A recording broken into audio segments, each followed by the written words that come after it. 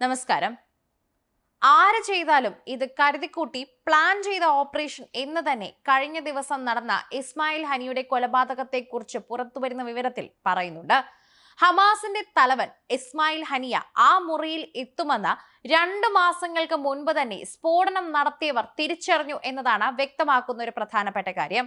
ഹനിയെയും അംഗരക്ഷകനെയും കൊലപ്പെടുത്തിയ സ്ഫോടനത്തിന് കാരണമായത് 2 മാസം മുൻപ് അദ്ദേഹം താമസിച്ചിരുന്ന ടെഹ്റാൻ ഗസ്റ്റ് ഹൗസിലെ മുറിയിൽ വെച്ച അത്യാധുനികവും റിമോട്ട് നിയന്ത്രിതവുമായ ബോംബാണ് പൊട്ടിത്തെറിച്ചതെന്ന് ഇപ്പോൾ പല വാർത്താ കമ്മ്യൂണിക്കേഷനും പറയുന്നുണ്ട്. ന്യൂയോർക്ക് ടൈംസ് ഉൾപ്പെടെയുള്ള പ്രശസ്ത മാധ്യമങ്ങളൊക്കെ തന്നെയും ഇത് റിപ്പോർട്ട് ചെയ്യുകയും ചെയ്യുന്നു. ഇറാന്റെ ഇസ്ലാമിക് റവല്യൂഷണറി ഗാർഡ് കോർപ്സിലെ 2 അംഗങ്ങൾ ഉൾപ്പെടെയുള്ള ഉദ്യോഗസ്ഥരെ ഉദ്ധരിച്ചാണ് ഈ റിപ്പോർട്ട് പുറത്തുവരുന്നത്. സ്ഫോടനത്തിന് പിന്നിൽ ഇസ്രായേൽ ആണെന്നുള്ള റിപ്പോർട്ടും പറയുന്നുണ്ട്.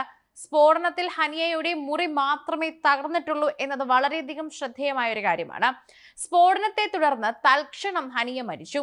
ഹനിയയുടെ മുറിയിലേക്ക് ബോംബ് എങ്ങനെ കടത്തിയെന്നോ എപ്പോഴാണെന്നോ ആർക്കും ഒരു കാര്യവും ഇതുവരെ നിശ്ചയവുമില്ല, അറിയുകയുമില്ല. ഇറാൻ സൈനിക സംവിധാനത്തിന്റെ നിയന്ത്രണത്തിലുള്ളതാണ് തകർന്ന കെട്ടിടം. ഇസ്രായേൽ ചാര സംഘടനയായ മൊസാദിനുള്ളിൽ തന്നെ അതിവിപുലമായ ബന്ധങ്ങളുള്ള മാധ്യമ പ്രവർത്തകർ ഞെട്ടിക്കുന്ന കണ്ടെത്തലുകളാണ് ഇപ്പോൾ വ്യാഴാഴ്ച രാത്രിയോടെ തന്നെ പുറത്തുവിട്ടിരിക്കുന്നത്.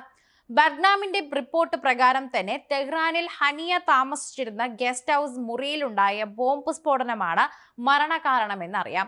കുറഞ്ഞത് 2 മാസമെങ്കിലും മുൻപ് മുറിയിൽ ബോംബ് സ്ഥാപിച്ചിരുന്നു എന്നാണ് കണ്ടെത്തലുകളിൽ ആദ്യ സൂചനയായി തന്നെ പുറത്തുവരുന്നത്. വടക്കൻ ടെഹ്റാനിലെ സമ്പന്ന വാസമേഖലയിലുള്ള നിഷാദ് എന്ന കോമ്പൗണ്ടിലുള്ള ഈ ഗസ്റ്റ് ഹൗസ് റവല്യൂഷണറി ഗാർഡിന്റെ കാവലിലാണ് ഉള്ളത്. ഹനിയയുടെ മുറിയിൽ സ്ഥാപിച്ച ബോംബ് റിമോട്ട് കൺട്രോൾ ഉപയോഗിച്ചാണ് പൊട്ടിച്ചതത്രേ എന്നും പറയുന്നുണ്ട്. ദോഹയിൽ താമസിക്കുന്ന ഹനിയ ടെഹ്റാനിലെത്തുമ്പോൾ സ്ഥിരമായി ഈ ഗസ്റ്റ് ഹൗസിലെ മുറിയിലാണ് പാർക്കുന്നതെന്ന് നേരത്തെ അറിയാവുന്നതാരോ ആണെന്ന് പറയാം. ഇത് മനസ്സിലാക്കിയാണ് ഈ തന്ത്രം ഒരുക്കിയതെന്ന് പറയാം. സ്ഫോടനത്തിൽ കെട്ടിടം കുലുങ്ങുകയും പുലർച്ചെ 2-ന് ശബ്ദം കേട്ട് നടങ്ങിയ ഗസ്റ്റ് ഹൗസ് ജീവനക്കാരും സുരക്ഷാ ഉദ്യോഗസ്ഥരും അക്ഷരാർത്ഥത്തിൽ തന്നെ ഞെട്ടുകയും ചെയ്തു. ഹനിയയും അംഗരക്ഷകനും ഉറങ്ങിയിരുന്ന മുറിയിലാണ് സ്ഫോടനമുണ്ടായതെന്ന് എല്ലാവർക്കും ഞെട്ടലായി മാറി. ഗസ്റ്റ് ഹൗസിലെ മെഡിക്കൽ ടീം ഉടനടി മുറിയിലെത്തി. പക്ഷെ അപ്പോഴേക്കും ഹനിയ മരിച്ചിരുന്നു. അംഗരക്ഷകന് ജീവൻ ഉണ്ടായിരുന്നു എന്ന് പറയുന്നു. പ്രാഥമിക ശുശ്രൂഷ നൽകുന്നതിനിടയിലാണ് അയാളും മരിച്ചത്. ഇറാനിലെ പരമോന്നത നേതാവ് ആയത്തുള്ള അലി ഖാമേനിയെ ഉറക്കത്തിൽ നിന്ന് വിളിച്ചുണർത്തി ദുരന്ത വാർത്ത എത്തിച്ചു. 4 മണിക്കൂറിന് ശേഷം പ്രാദേശിക സമയം രാവിലെ 7 മണിയോടെ റവല്യൂഷണറി ഗാർഡിന്റെ പ്രസ്താവനയിലൂടെ വിവരം പുറം ലോകം അറിയുകയും ചെയ്തു. പിന്നാലെ ഖമേനി ഇറാന്റെ സുപ്രീം നാഷണൽ സെക്യൂരിറ്റി കൗൺസിൽ അംഗങ്ങളെ വസതിയിലേക്ക് വിളിച്ചു വരുത്തി. ആ യോഗത്തിലാണ് ഇസ്രായേലിനെ നേരിട്ട് ആക്രമിക്കാനുള്ള ഉത്തരവ് അദ്ദേഹം നൽകിയതെന്നും പറയുന്നു. അതുപോലെ തന്നെ വളരെയധികം ചിന്തിച്ച് ചെയ്ത കൊലപാതകമാണെന്നാണ് പറയുന്നത്. ഹമാസിന്റെ മുതിർന്ന നേതാവും രാഷ്ട്രീയകാര്യ മേധാവുമെല്ലാം ഹനിയ ടെഹ്റാനിലെ താമസ സ്ഥലത്ത് നേരെ നടന്ന വ്യോമാക്രമണത്തിൽ തന്നെ കൊല്ലപ്പെട്ടു എന്നതായിരുന്നു റിപ്പോർട്ട്. അതിന് വിരുദ്ധമാണ് ഈ വെളിപ്പെടുത്തൽ.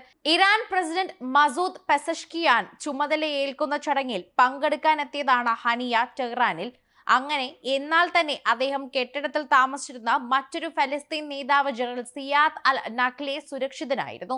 അതിൽ നിന്നും തികച്ചും ആസൂത്രിതവും ഹനിയെ മാത്രം ലക്ഷ്യമിട്ടിട്ടുള്ളതുമായിരുന്നു ഈ ആക്രമണമെന്ന് വളരെയധികം വ്യക്തമാണ്.